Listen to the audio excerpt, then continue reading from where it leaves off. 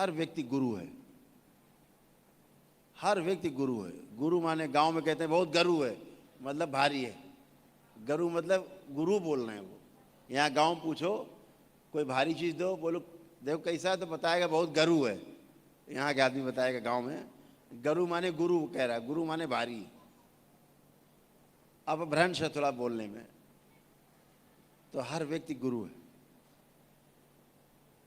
आप जब चलते हो ना तो आपका गुरुत्व केंद्र जो है ना वही सेंटर में रहता है, तभी आप चल पाते हो।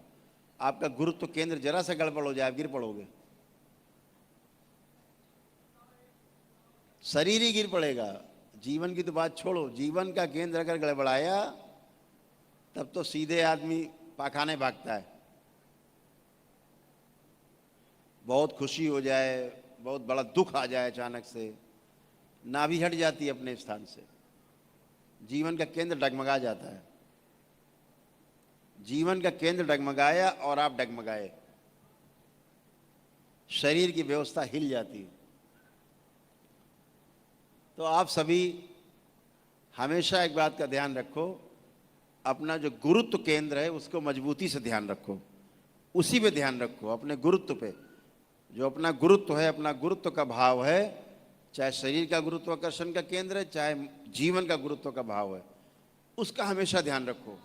अपने गुरु होने पे, अपने गुरु होने का हमेशा अभिमान रखो, तो कभी भी डगमगाओगे नहीं। आप सामने वाले का गुरुत्व का केंद्र देखेंगे, अगर सामने वाले का आप गुरु का केंद्र ढूंढेंगे जीवन का, तो आप डगमगा जाएंगे। इसलिए ध्यान अपने पर, हमेशा स्वयं पर ध्यान हो, सेल्फ, अपनी ओर ध्यान जाना चाहिए। साक्षी भाव, दृष्टा भाव।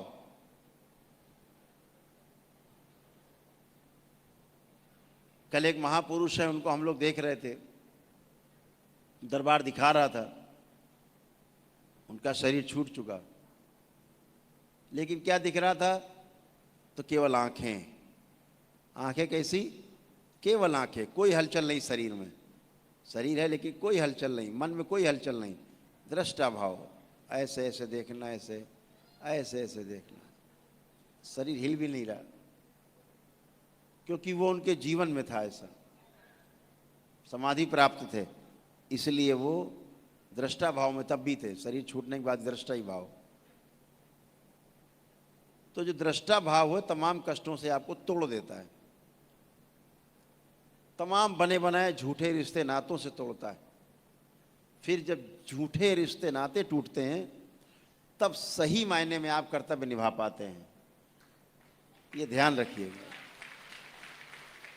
जब तक ये झूठे रिश्ते नाते मोह और अहंकार से निर्मित रहते हैं, आपको लगता है मेरा ये रिश्ता, मेरा ये रिश्ता, मेरा ये रिश्ता, इससे ये रिश्ता, आप प्रिय हित और लाभ में डोलते रहते हैं। बार ही बार अंदर की यात्रा नहीं हो पाती, बार ही बार घूमते रहते हैं।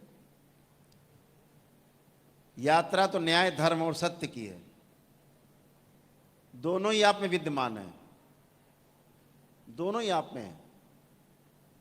चुनाव आपको करना होता है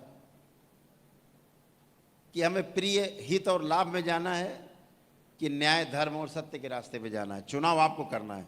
दोनों हाथ आपके, एक एक चीज है, किसका सदुपयोग करना है।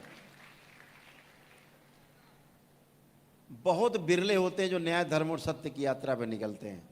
ध्यान रखो, समाधि में प्राप्त होने के लिए, समाधि को उपलब्ध होने के लिए, ज्ञान को उपलब्ध होने के लिए एक क्षण काफी है, जिसके लिए आदमी जन्मों जन्मों तपस्या करता है। जन्मों जन्मों वो आदमी, हम लोग सब लोग प्रयास करते हैं, प्रयत्न करते हैं कि वो क्षण आ जाए। वो क्षण आना नहीं होता है, वो क्षण रहता ही है, उस क्षण में हम रहते ही हैं। समस्या यहाँ है कि खजाना हमारे पैर के नीचे दबा होता है और फावड़ा लेके हम सामने खुदाई करते रहते हैं। खजाना पैर के नीचे होता है, वहाँ फावड़ा चलता नहीं, फावड़ा हम आगे मारते रहते हैं, वहाँ खजाना है नहीं। हम बाहर देखते रहते हैं, खजाना तो अंदर ही रहता है, हमेशा अंदर भरा पड़ा है। दृष्टि अंदर जाए, खजाना अंदर ही है, बाहर खजाना नहीं है। बाहर भोग है, सिर्फ भोग। अंदर विरक्ति है, बाहर भोग है, अंदर योग है। तो योग के रास्ते में चलने के लिए अपने अंदर ही झांकना, अपने अंदर ही देखना, यही हमारे महापुरुषों ने बताया है। और यही बाबा भी आपको बताते हैं कि अपने अंदर झांकना है, झांकना है, झांकते रहना है। धीरे धीरे झांकते झांकते आपको लगेगा अरे ये तो अपना ही है, फिर अपनापन आ जाएगा। अपनापन, अपने से प्यार हो जाएगा। और ध्यान रखो, जिस दिन अपने से प्यार हो जाएगा उसी दिन आप जीत जाओगे, उसी दिन वो क्षण आपके सामने होगा, वो बहुमूल्य क्षण आपके सामने होगा जब आप अपने को उपलब्ध हो जाओगे, ईश्वर को उपलब्ध हो जाओगे। सूचनाएं गिर जाएंगी और ज्ञान का उदय हो जाएगा।